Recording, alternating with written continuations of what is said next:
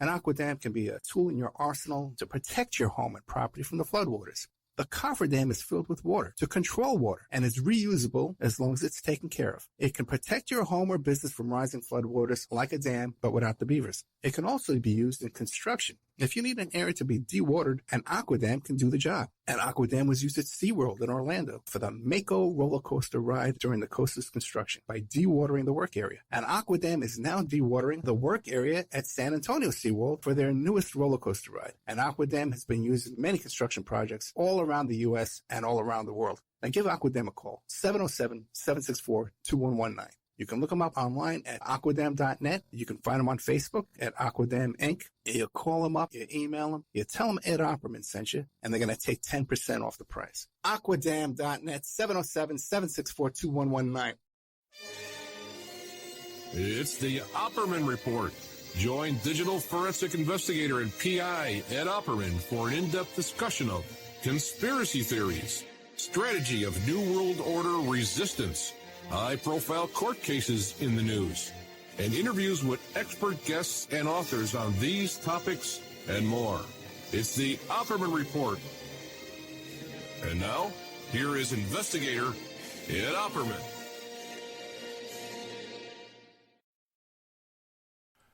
Okay. Oh, excuse me. Excuse me. Well, good evening, and welcome to the show. Welcome to the Opperman Report. Opperman Report. I'm your host, private investigator Ed Opperman. You could find me at Opperman Investigations and Digital Forensic Consulting through my website, emailrevealer.com. You could just email me directly at oppermaninvestigations@gmail.com. I got a lot of new content we just put up on Patreon the past week, so check out that. Let me see if I can pull some of that up right now for you real quick. Just went up was the Joe Green, the tinfoil hat not included. We put that up commercial free. Previous interview I did with Greg Palast. That's up there, ad free too as well. An interview with Kevin Blatt, who is the sex tape broker. That's in the, I guess, the $5 section. You know, it's one of those locked. What is it? You know, it's one of those exclusive content just for the patrons. David K. Johnson, one of my interviews with him, ad-free. Megan Walsh, the most recent one, ad-free. Philip Fairbanks, one of his interviews about his book that is heavily censored. And, what do you call it? So it's been taken down from YouTube, but that's over there now in the ad-free in the Patreon. Daniel Uhlfelder, who's this attorney. Well, what's going on? Why is that thing? I turned that on silent just a minute ago. Damn it. Okay, here we go. Anyway, bunch of content there. And I put up the, a while back, December 30th. I put up the complaint by the Attorney General, Denise George, down in the Virgin Islands, where she's suing J.P. Morgan Chase in Manhattan, civil suit, and demand for a jury trial. We'll be talking about that later on tonight, but if you want to read the entire complaint, that's up there. I think I was one of the first people to put it out there and distribute that publicly. Coming up after this tonight, I have Daniel Uhlfelder, the Attorney General of the state of Florida, and we're going to be talking about DeSantis's deplorables. So we have that. Then we have our fellow there, Arturo Tafori from Mexico, coming back to talk about the Q conspiracy. He's from the website conspiracydistillery.com. So that's a part 2. And then I have tomorrow, I'm interviewing the woman, Professor Lilly, who actually wrote the white paper. That's a peer-reviewed white paper on QAnon phenomena. That's coming up tomorrow. I'll be taping with her. Got a bunch of stuff lined up I'm going to be recording and working on. Just got so much lined up. It's crazy. Now, I'm not sure about how the audio is because I've been gone all week. We had to take a little road trip around the state of Florida. And this is the first time I put the headphones on and talked into the microphone, and it's really loud. It's really loud in my ears. So I'm not sure what's going on, but If there's anybody in the chat room can tell me if there's a problem with the audio, I'll just quit. I went to the show tonight. I'll go to bed. Take it out. I'm exhausted. Okay. So there's a ton of stuff in the news this week, and I'm going to try and help you out here with some clarifications. Let's see. Where do we start? Where do we start? Let's start with the situation down there in the Virgin Islands. Now, when I saw this complaint against J.P. Morgan Chase, this lawsuit, which is a civil lawsuit, by the Attorney General of the Virgin Islands, Mrs. Denise George, okay? And I was really impressed. And I says, you know what, this is the most important news of this week. It's really, as far as Epstein stuff goes, I think it's one of the most important news or developments in the past year. Now, there's a little bit of confusion because Brad Edwards, one of the notorious Epstein attorneys representing the plaintiffs in the Epstein litigations, filed some litigation in November representing two of Epstein's survivors, and he sued Deutsche Bank and J.P. Morgan Chase, basically with the same theory behind the Attorney General case there in the Virgin Islands. So now what happens is, okay, I believe it was filed on the 30th, and then like not even a couple of days later, the governor down there, Albert Bryan, basically fired Denise George. Okay, now first let's get into this. Now, the thing is, one of the most important things people need to understand is that the woman who is now the acting Attorney General in the Virgin Islands is a woman named Carol Jacobs, whose name is on the same paperwork too as well. She's been working on all these Epstein cases all along as well. Now, I've talked to both of them. I've dealt with both of them, and I would have no problem with Carol Jacobs running the Attorney General's office down there. There's no problem with that whatsoever. Now, there seems to be some reporting, some by Business Insider, that the motivation for the Governor Bryan to dismiss the former Attorney General, Denise George, was because he was blindsided by the litigation. Now, I don't have any first-hand information on this, but I will tell you this. Just because Business Insider says that doesn't mean that that's accurate. I've dealt with Business Insider. Some of the information that Business Insider has reported they've gotten from me, not on this particular instance, but in other Epstein stuff. Business Insider went to my website and then bought the 24-page letter about the Clinton Foundation. So just because you see a clear, I've been going around there. First of all, we went on this trip, so I couldn't, when all this hit the fan, I was on the road and I couldn't talk about it. And people are sending me links. They're sending me, Biden flew down there and shut down the investigation. Did you see this, Ed? He was down there. Okay. Good. And I'm like, yeah, guys, everybody calm down, you know. And I says, well, you know, Carol Jacobs is a good prosecutor as well. She's fine to prosecute this case. You know, it's not like he brought in some shill. And people, oh, Ed, look at this Business Insider. Like, you don't know what you're talking about. So, you know, and then people are telling me this stuff about how Biden went down there and shut down the investigation. Now, because I'm at a when people tell me these things, these theories, okay, I'm at a distinct disadvantage because I got to rely on the facts. I can't just say, oh, look at this. It looks so suspicious. This must be what happened. And then, you know, right away, so-and-so was suicided. You know, like do you make these declarations just because something seems suspicious that you have to assume the worst and jump to conclusions? And I just can't do that. I can't do that even for fun. If I wanted to do that, just sitting around, you know, having a beer, you know, I got just, this is what happened, make it up, you know. This has to be it. Okay? Now, a couple of things. The timing with Biden going down there just doesn't line up. Biden's family has been going down to the Virgin Islands for a Christmas vacation for years and years and years before he was vice president. So this has been going on a long time. This particular trip to the Virgin, he didn't go the past 2 years because of COVID, but this particular trip where he brought, by the way, he brought his daughter, his grandchildren, the whole family operation. This wasn't like a last second, let me fly down there and shut down this litigation. It could be. It's possible. Because he did disappear down there for a couple of days, and he wasn't spotted again until he was on a golf course.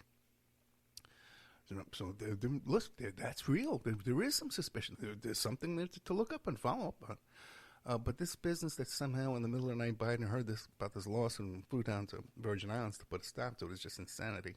I got to notice. See, I get daily notifications on the whereabouts and the daily schedule for the president, for the vice president. I get all of Trump's press releases and stuff like that. So I have access to this stuff because I'm working press. I am real live working press. Okay, on real live, real radio stations with call letters and numbers and everything, FCC license, the whole deal. Okay? So I'm a little bit of a disadvantage. Some guy just went out and started a YouTube channel or a podcast. Potty. One of these potties out there. So I received notification that Biden will be in the Virgin Islands for Christmas, way back in December 14th, okay, is when we got that notice. And you get all kinds of stuff. Okay, Jill Biden's doing a speech today. Oh, Jill Biden just did the speech, and here's what she said. The room was half full. All this, you get all this kind of stuff. I don't even read 10%. So I had to go back and look for this. It's not like I saw it and cared. But now that we look back, we can see. So, one, this is not the end of the world. As far as I know, this litigation has not been withdrawn.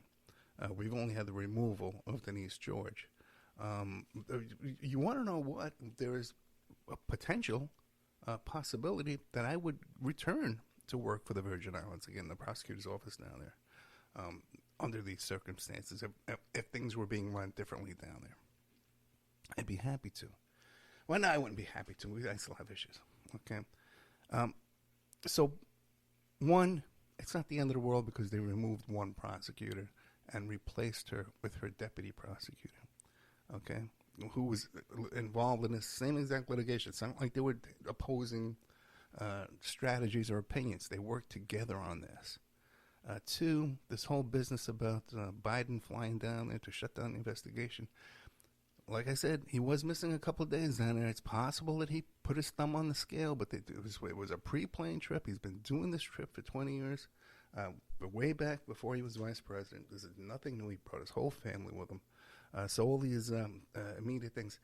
And the confusion between the two lawsuits, these are two entirely separate lawsuits with Deutsche Bank and J.P. Morgan Chase. One is they're both in Manhattan, but one is a civil lawsuit for damages, and the other one is a state attorney general filing a civil lawsuit for damages and fines. That can also include fines.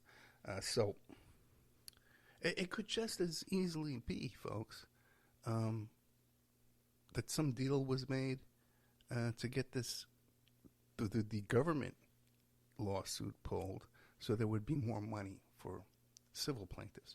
So you can't just jump to conclusions in these kind of things. It's just not the way you want to do it. Which brings me to another matter. Okay. Oh, by the way, how is the audio? Are we okay? Oh, okay.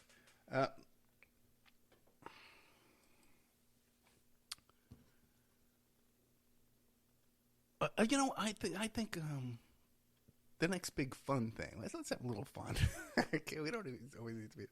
It's this whole business with this trying to elect Kevin McCarthy as Speaker of the House. This is, you watch this, like what has become of just competency, not just in government but everywhere.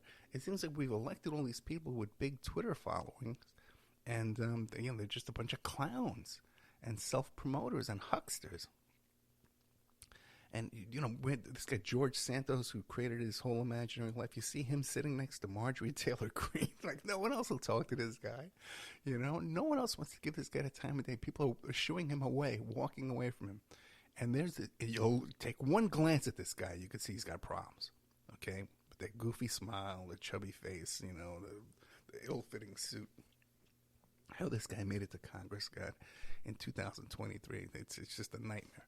But we have this situation. We have a couple of basically freshman representatives, Boebert, Matt Gaetz, frat boys, clowns, who have taken one branch of the government hostage, with being unwilling to cooperate and follow their party's leadership.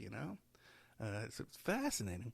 A couple of things I can tell you on this here, because you got Boebert, who's just soaking up all this attention, and you can see her sitting next to Gaetz. And if you look at their body language and their familiarity with each other, there appears to me to be some kind of a physical attraction between these two. There's some kind of chemistry going on between these two, and so much so that they're both trying very hard to cover it up. Okay. Now, I've had information for the past year told to me by a source who knows what he's talking about that Lauren Boebert had an affair with Kevin McCarthy. And that information came from Kevin McCarthy's wife. Okay? So this isn't something like, we heard this from a doorman or something like that. This came from Kevin McCarthy's wife, told my source that they were having an affair. Okay? Now, this kind of makes sense, the bitterness of Boebert and McCarthy right now, because she's not supporting McCarthy. So I think that's important information that the audience should know. That it's not being talked about anywhere else. But this is something that's out there. Now, on CNN the other night, because McCarthy's making deals with everybody now. He's giving away all these great positions, these committees and stuff like that. And just, trying to buy his way into this office here. And at the beginning of the CNN report about this, they said, if this was a hostage negotiation, if Kevin McCarthy was negotiating with a hostage taker, that, he's already given away all of his juice, all of his negotiating power. So that's, and it was so funny. I was cracking up. I went into the other room and told Vic, they're comparing it to a hostage negotiation. By the end of that CNN report, they were openly saying that Matt Gaetz and Lauren Boebert were holding the Congress hostage. Which, just imagine the optics of these two holding Congress hostage on the eve of the anniversary of January 6th. Just mind-blowing. That no one even thinks of this kind of thing. Now, today there was another development where sleazy Matt Gaetz, by the way, Matt Gaetz has his problems coming up, okay? I know for a fact that there is an article, the last I heard, it's 11,000 words, with some very damaging information about Matt Gaetz, about his college days, about other activities. Again, I'm convinced it's all true. But the thing is, that's still hanging around the corner. Now, this morning, Matt Gaetz starts making a speech about how he doesn't find Kevin McCarthy to be pure, right? And you gotta think, man, the whole 35 Republicans walked out of the Congress, couldn't stand there and watch this guy. See, all these allegations about Matt Gaetz with these teenage girls, everybody knows it's true, okay? It may not be enough to get the guy convicted. So, well, he's never been convicted. But the thing is, when you're working with somebody, you hear these allegations. His best friend just got arrested for it. There's another guy associated with him in DeSantis who just did a suicide over similar allegations. So you see this sleazy frat boy. This has been his whole lifestyle, his whole life. And those Venmo payments, all this stuff. There's buddies in prison for these kind of allegations. So you can't, hey, listen, when there's smoke, there's fire. And for this guy to be standing up and telling secrets, revealing negotiations that are going on in secret, and questioning other people's purity when this sleazebag, and he just looks so smarmy with his slicked back hair, and he's just like lecturing these people that have really accomplished things in their life. Just so disgusting. And that's really was a deal breaker and a turning point in this whole controversy of this incompetent, inept Kevin McCarthy trying to get, and it was just the incompetent Republicans just trying to elect their leader when they're the ones in power. They win a majority in the House and they can't even elect a leader. Just pathetic, man. Just pathetic. Let me see how we're doing on time here. Okay. 20 minutes. So on with AOC. I wish I could see this. Oh. Okay.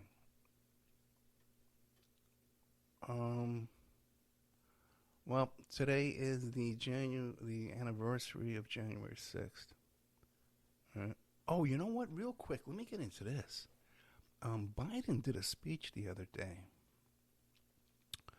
where it was talking about immigration. I think it's called Title 42, and the policy of refugees presenting themselves to people at the border, seeking amnesty. Seeking amnesty. Yeah. Now, really bizarre, okay? Because there is no doubt in my mind it was supposed to be a live speech by President Joe Biden, and I got to tell you, it looks to me like the audio was dubbed in. He was standing there moving his lips, but that the audio was pre-recorded in some kind of a way. It definitely wasn't Biden's usual old man voice. He wasn't stuttering, he wasn't stammering, he wasn't repeating himself, he wasn't confused. Look, check this out. Now, Kamala Harris is standing in the background, and she's looking all weird too, man. Like, she's just looking all nervous. Okay, like something's going on. Go back and check out that video of that speech. I know nobody watches this guy's speeches. They're so boring. But go back and check that out, because there's definitely something there to that. Okay, this may be a new, a turning point with Mr. Biden there, that he's just become so old and feeble that this is a new tactic to try and put him out there in public. And I guess staggering around the stage is getting lost. Okay, what the heck is that? That's not what I want. Ali Alexander. Do you know who that is? I'd like to get the exact quote for it because it's pretty good. Ali Alexander was the first guy who had the permits to do the whole Stop the Steal thing there, January 6th, in conjunction with Roger Stone and all these characters there, right? Now, he's come out with this quote. In the coming days, I'm going to reveal that Marjorie Taylor Greene, in my summation, and the summation of lawyers, committed a crime. Okay? That crime is going to be handed to the state of Georgia, and the state of Georgia will decide whether they adjudicate that crime. He meant prosecute that crime or not. The House Ethics Committee and House Rules must expel Marjorie Taylor Greene when this evidence comes to light. Then he's going on, man. I will not suffer. Listen to this. I will not suffer this harlot. I will not be taught vows and loyalty commitment from a whore. Whoa. Now, she just did file for divorce, or her husband filed for divorce from her recently, and that's kind of just dropped off the news. And by the way, it's really interesting, too, because the way she won her office is her opponent, spouse, filed for divorce. That's how she got in there to begin with. But there's all kinds of story about her when she was, because she's a gym owner. Okay, she owned a couple of gyms, and they were very poorly managed, and she was sleeping with the managers of these gyms. The tabloids went to these men that she was sleeping with, cheating on her husband there, and they asked them about it. None of them denied it. All they said is, anything she touches turns to crap. Stay away from her. I don't want anything to do with her. I don't want to talk about her. I didn't want to know her. So she can't even have a decent affair without leaving bad. Yeah. And a lot of chit chat in the chat room about difficult things. Oh, yeah. How is the audio? Because it sounds funny in my headset. Okay. Next notes. Dolly Alexander, man. I want to keep my eye out for that. He's a shady character to begin with. Oh boy. Okay. Andrew Tate. I want to talk about Andrew Tate. I don't want to do it right off the bat. Let me see. Do I want to? Okay, let's go get into Ray Epps. Because today is the anniversary of January 6th. Interesting, too. It's just so amazing. Because if you look at Trump's tweets from that day, he's telling the rioters, don't fight with Capitol Police. They are on our side. Now, you can't get any more direct than that. I've been saying all along that the cops were complicit in that attempted coup. There was a lot of New York City cops in that crowd. There was a lot of Florida cops in that crowd. But Washington, D.C. police, and you see these people, Katie Turner on TV, saying, I watched this last year, and we were saying, where are the police? Where are the police? The police were in on it. And then at the second time, they worked so hard to defend us. They were waving people on into the building. Another thing, too, they said that the reinforcements came from New Jersey before Maryland and Virginia and D.C. police brought in reinforcements, and before National Guard were brought in. And it came out last week, too, that local generals who live in Washington and live in that area, rather than send help to the Capitol to defend the Capitol, sent security teams to their own homes to protect their wives and their children, who were not under attack. But it goes to show you that they thought the possibility was there, that this was such a serious coup attempt that they could be coming under assassination or hostage taking with their families. That's how serious all this was, And you still see people saying, well, it's Nancy Pelosi's fault because she didn't call security. Just the surface fantasy land talk. We'll get into that whole thing with Andrew Tate, because the whole Andrew Tate thing is just bizarro fantasy. People just see these short little clips of videos and they think, I don't know what they think, but it's just so bizarre. But one thing that I get hit with all the time, Ed, what about Ray Epps? How come you never talk about Ray Epps, right? And the theory is that Ray Epps was some kind of an undercover FBI agent who was stirring up the crowd, causing them to attack the Capitol, because in order to make Trump supporters look bad. Like, they can't do it on their own. And how come you never talk about how come Ray Epps wasn't arrested when he's on camera urging people to storm the Capitol? Now, what they failed to... First of all, I have talked about Ray Epps. I interviewed Tasha Stewart and her son, the son and the ex-wife of Stuart Rhodes, who was the head of the Oath Keepers, who was just recently convicted. Now, by the way, in his defense, he tried to use that theory in his defense, that there were provocateurs in the crowd who were inciting the crowd that he had nothing to do with. But Ray Epps was Oath Keepers. He ran Arizona Oath Keepers. So just like all the other Oath Keepers that day who were inciting a riot and inciting a coup d'etat and helping people to take over the Capitol building, Ray Epps was doing it right along with them. Now, the question is, why hasn't he got arrested? It's Tasha Stewart, Stuart Rhodes. I forget her last name. It might be Tasha Adams. But Stuart Rhodes' ex-wife, when I asked her about this, her theory is that he became an informant. He became a cooperating witness for the FBI after he went on the news, because he actually did call up the FBI tip line once he saw he was on the news. People were pointing him out, saying he was involved with this inciting this riot. The first thing he did was contact the FBI to make a deal. Now, a guy who heads the Arizona Oath Keepers Just think, first of all, one of the big problems between him and Stuart Rhodes was the money. Okay, he didn't want to kick up money to Stuart Rhodes. So this is the guy that was in charge of all the Arizona Oath Keepers' money. So he had their names, their addresses, their credit card numbers. He has all this information, which is extremely valuable to get yourself out of a jam if you don't want to be prosecuted. Now, this is all just simple, logical stuff. Now, it could be, okay, that the whole thing was a big trick by the FBI to make Trump people look bad. But then you hear these other stories where the FBI can't even count on their own people because so many of them, their agents, are Trump supporters. And you hear that more than you do about this idea that the FBI is in cahoots with the Democrats and they're picking on Trump and doing everything they can to swing the election. The rank and file guys are Trump supporters. And it's the same thing in the Secret Service. It's the same thing in all these law enforcement and some of this military stuff, too.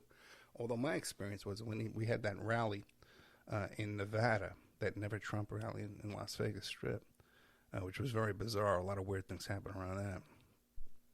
With that MoveOn.org came in and hijacked the operation there. And suddenly police were stopping traffic so protesters could do photo ops. They blocked off a parking garage, people from leaving this parking garage, so protesters could shake this fence, in front of like the Trump property.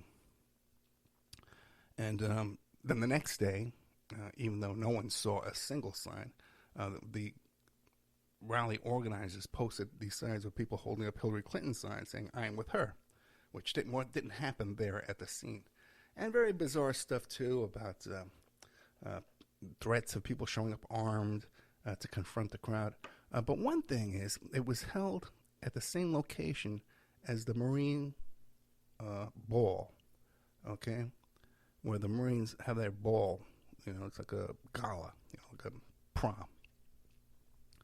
And everyone's saying, "Oh, ho, ho, ho, ho. You protesters, those Marines aren't fooling around. They're going to come out of there and beat you all up." But the Marines that people came into contact with were all anti-Trump. They were all minorities, and they didn't want to deal with Trump's racism and stuff like that, and his craziness. So they were not Trump supporters, which surprised even me. Okay. Yeah, I know. The audio is right. For some reason, it's not running stereo. It's set to stereo. Let me see if I put left there. Oh, how's that? Is that better? Yeah, that's better. Okay. All right. See, but we'll get into this toward the end of the show, because I wasn't home for a week, and then that's what happened. I'm gonna have to take a look around this place, see what else might be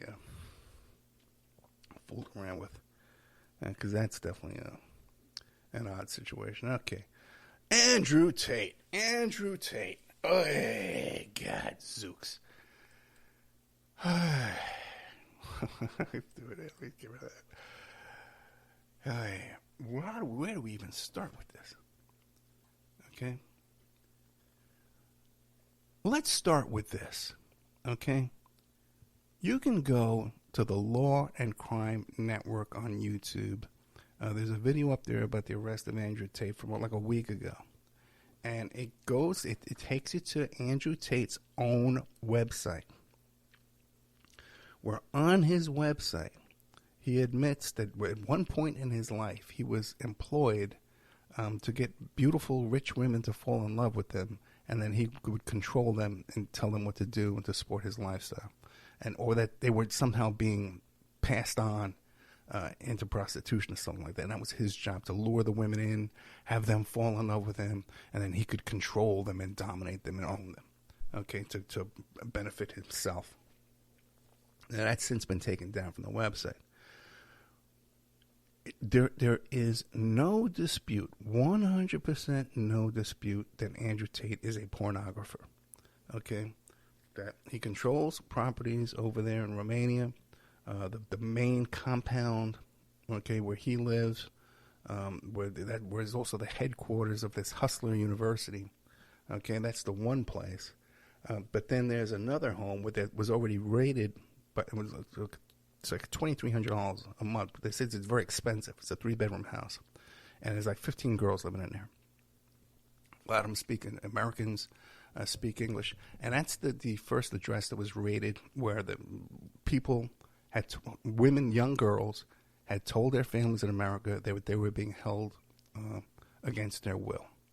Now, what neighbors are saying now about those properties is that, yeah, there's all these girls living in there. We all know what they're up to. They're all Tate's girls. They're forced, what the prosecutor says is the women were forced to produce material on a daily basis over extensive hours, and they had a schedule to follow. Okay? Now, in this latest instance, as well as the first instance, they've identified 6 victims of Andrew Tate. So there's 6 women ready to testify against Tate. Now, what you're seeing, if you go on Instagram, you go on YouTube, is Andrew Tate is in jail right now. Okay, they're holding him for 30 days. They've seized all his vehicles out of his home. They've seized his computers, his YouTube studio, all this stuff. Okay, now you're seeing on YouTube and Instagram and TikTok these videos from the first incident where they only held me for an hour. Now I am released. Okay, and I was swatted, and now it's all been proven false, and all this stuff that they're taking from the first arrest and now applying it to this arrest here like it's really happening right now. So you see all these comments saying, oh, look at this, he was never guilty, and he's been released already, ha ha ha ha ha, you know, because I guess people just don't pay attention, you know. So there's this woman I know, way back when I was really into internet marketing and I was promoting my website to do those searches and stuff online. He was a search engine optimization person who hung out in some forums with me back in those days. And I blocked her back then because she was a right-wing nut. So she finds me again, and she posts this weird thing in defense of Andrew Tate. And I says, well, if you go to the Law and Crime Network and watch the video, he admits to doing this.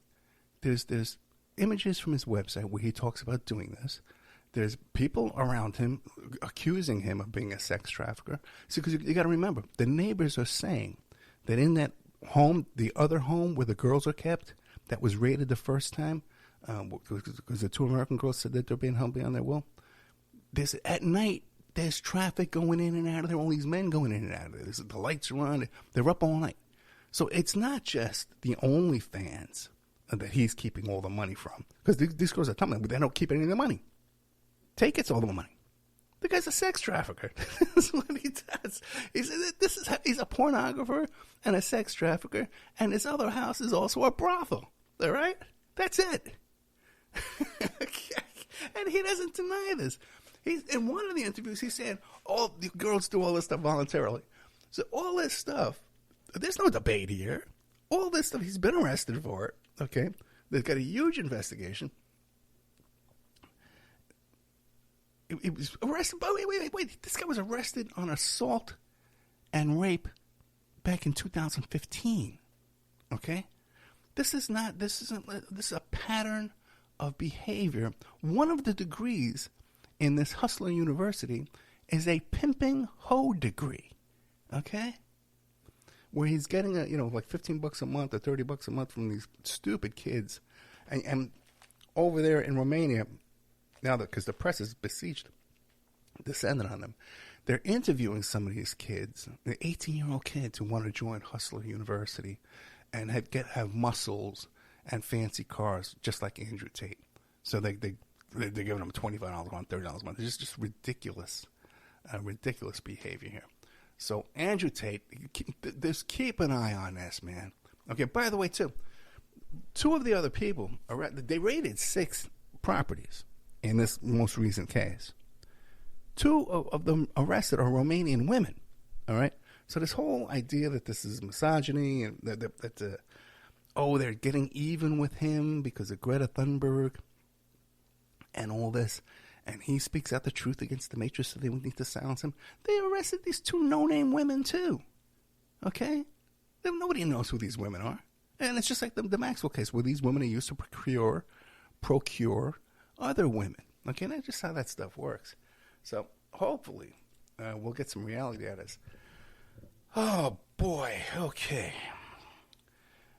That's pretty much all my notes on things in the news this week.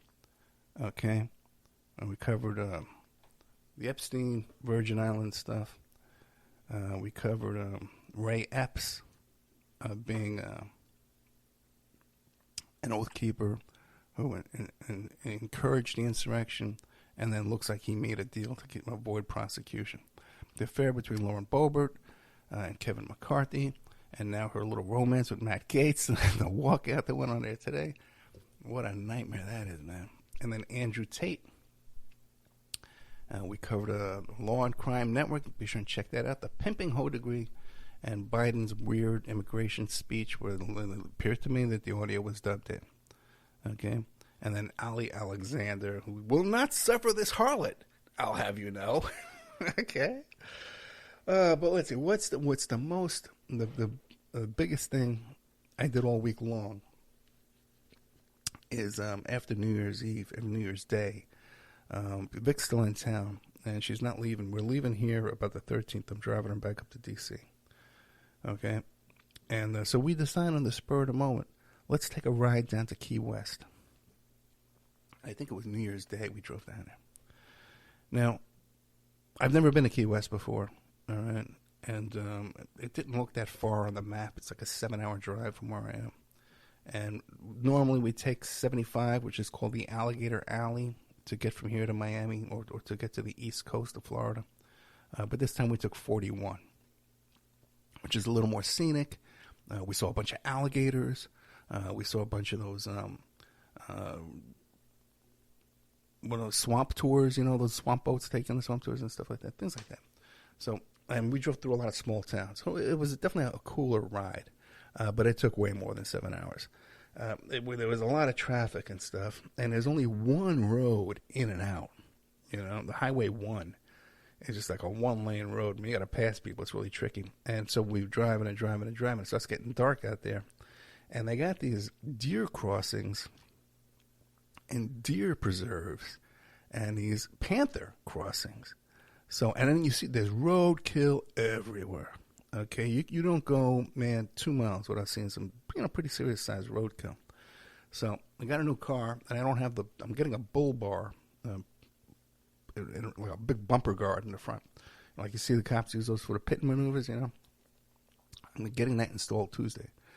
But I'm driving now, and I had already hit a deer. I hit a deer in Georgia last year, and it's very traumatic. Plus, it does a lot of damage to the car. I don't want to do any damage to the car. So I'm driving, and I'm looking. I see a deer's lights, I pulse light. I was slowing down. I was swerving. And listen, it was a really, really stressful drive, but just so much fun to hang out with Vic. This is pretty much the last time we're going to be able to do this. She's got she was approved for that big internship. She got that. Okay, it doesn't pay a lot, but it's really big with connections. I'll give you an example. One of the people she interned with a couple of years ago is now working the head of communications for the AFL-CIO. And this is someone who Victoria had better connections, better resume, and stuff like that. So she's really, in a couple of years from now, this kid's going to be really hooked up. Great job, and making, a real difference in the world. So, one of the last few times we have a chance to do one of our little road trips together, because she's going to graduate soon and then pretty much be on her own life. So, we went down there to Key West, right? And we saw I went to the Hemingway house, the Hemingway mansion. Now, when I did a lot of research on this before we went down there, and on the website, it seems like it's not going to be real crowded. Like you can spend the whole day just hanging out and checking things out. And there's a guided tour. It's a lot more touristy than I would prefer. And it seems also, too, that the people leading the guided tour, because we met a couple of people that in the tour that were writing books about Hemingway or, I guess, doing podcasts or whatever. And they weren't getting the right answers from these tour guides. One thing we found out, though, and that I found very interesting, is one of Hemingway's wives, he was married 5 times, and one of his wives was able, because she came from a rich family, was able to purchase that house and rebuild the whole house. I saw his writing room, which is above like a barn. It was a stable. It was what it was. And downstairs they'd keep the horses, and upstairs was where the hay loft was. But they converted that to a writing room, a little property downstairs. Like five structures on the property, big homes. And there was like a catwalk. We could walk from one home to the other. Speaking of cats, there's like 50 cats on the property, and half of them have 6 toes, and there's 2 of them that have 7 toes. And these cats are direct descendants of Mr. Hemingway's cat.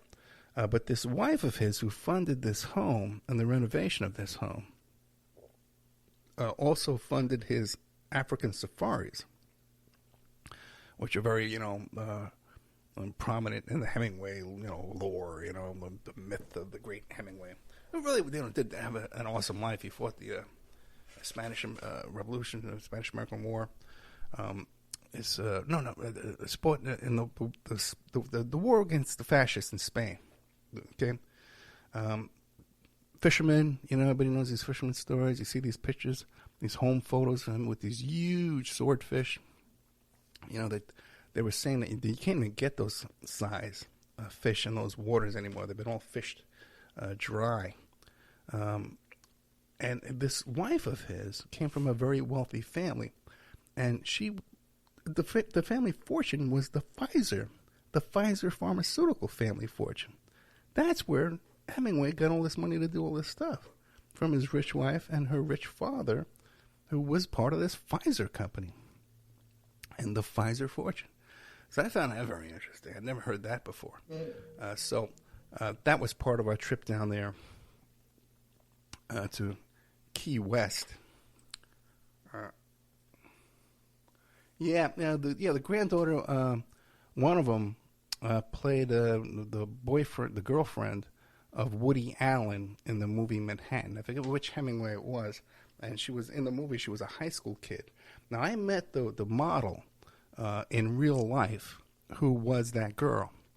I tried to get her to come on the show. We had a very long telephone discussion and some chats back and forth. She also dated, she worked for Jeffrey Epstein. She dated Woody Allen. She dated Carlos Castanedas. She had a long romance with him. She talked about him more than anybody else. She didn't think she was a victim of Epstein. She also, I think she worked as an assistant for Robert Evans, the movie producer. So all these characters have all this interest in teenage girls, and she didn't believe she was a victim. She does not see herself as a victim at all in her relationship with these much older men. So Hemingway's daughter played that part of this woman in real life. Then we drove to Miami. I haven't been in Miami in so long. We went to a film festival there a couple of years ago. Then we tried to do another one, and we booked all the wrong dates, and it was a big, big mess. I was so disappointed. And I don't even think they'll even let me go back there to that film festival again. So we went to Miami, and we found this great hotel right by the beach in Miami Beach. It caters to gay men. But, they got to look at anybody. They got to let anybody stay there. So me and Vic stayed there, and we had a great time down there in Miami. Got some great Cuban food, some great breakfasts, and then spent the day down there, and then drove back through that 41. And then we went to Madeira. What is that? One of these little islands on the east coast, the west coast of Florida. Down below Venice, which was where Daniel Hopsicker lives. And we popped in there for lunch on our way back. So we had a nice, long, leisurely drive around Florida. Did a lot of sightseeing, a lot of fun places we visited. I had to do some work on the phone, but nothing I could work on. No interviews or nothing I could do on the computer, but just I found an attorney for this guy. It was really... uphill. It's going to be a really uphill fight for this fellow to get out of this. Let me see. I wonder if that would work.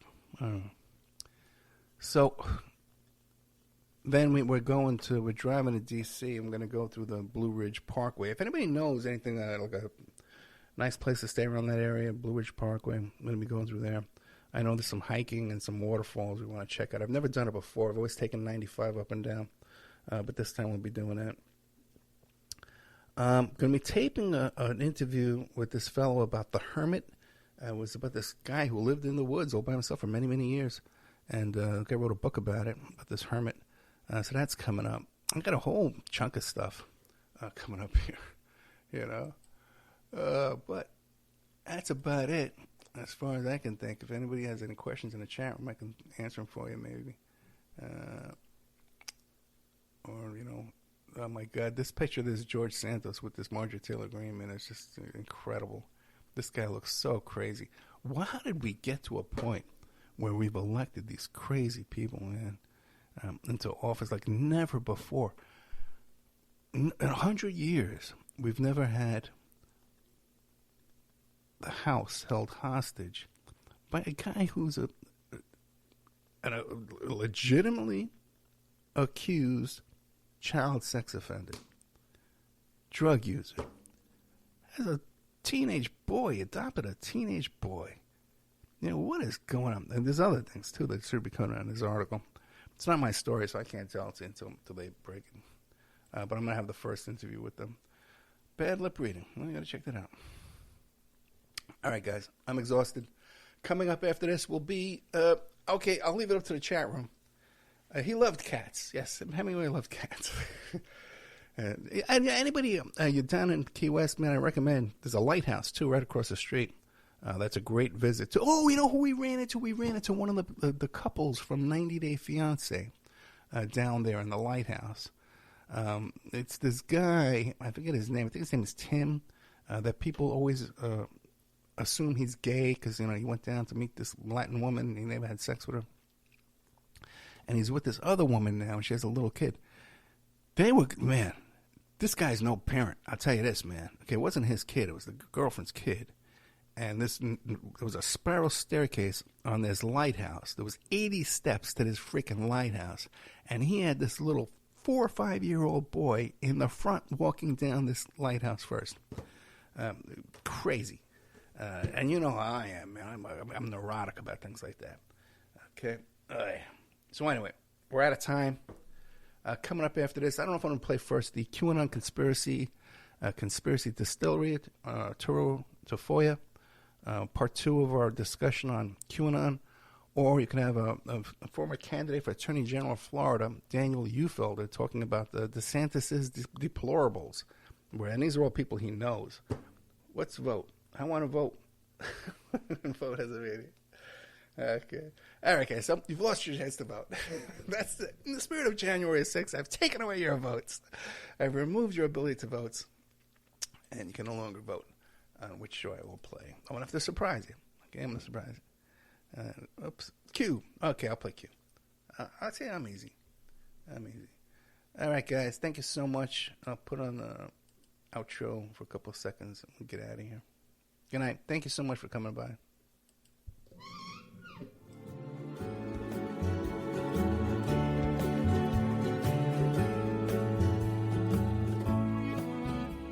And now a word from our sponsors. Before Epstein was the Franklin cover-up. Before that, the Finders. And long before that, the Cleveland Street Scandal.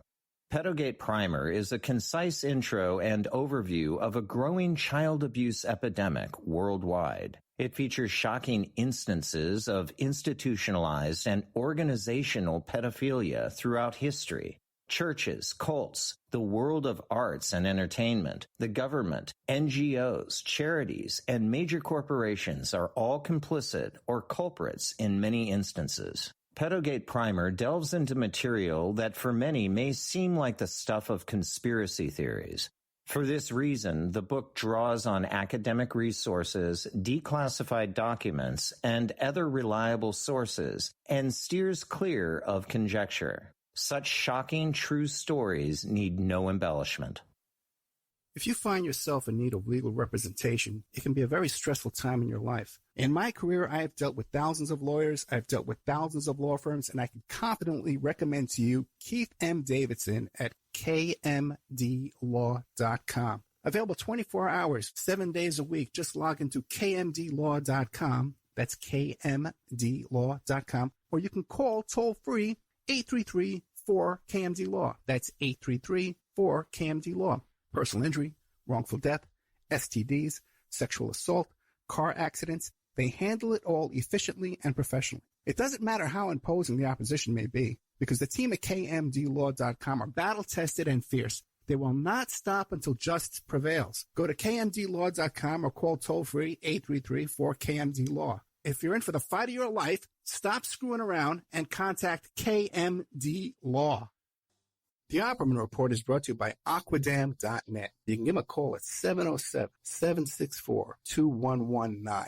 A flooded home is never easy to deal with. You're left with the mess to clean up, the insurance companies to deal with, and not to mention all the memories, the precious memories that are lost in the flood. You can never replace those. And Aquadam can be a tool in your arsenal to protect your home and property from the floodwaters. The cofferdam is filled with water to control water and is reusable as long as it's taken care of. It can protect your home or business from rising floodwaters like a dam, but without the beavers. It can also be used in construction. If you need an area to be dewatered, an Aquadam can do the job. An Aquadam was used at SeaWorld in Orlando for the Mako roller coaster ride during the coaster's construction by dewatering the work area. An Aquadam is now dewatering the work area at San Antonio SeaWorld for their newest roller coaster ride. An Aquadam has been used in many construction projects all around the U.S. and all around the world. Now give Aquadam a call, 707-764-2119. You can look them up online at aquadam.net. You can find them on Facebook at Aquadam Inc. You call them up, you email them, you tell them Ed Opperman sent you, and they're going to take 10% off the price. Aquadam.net, 707-764-2119.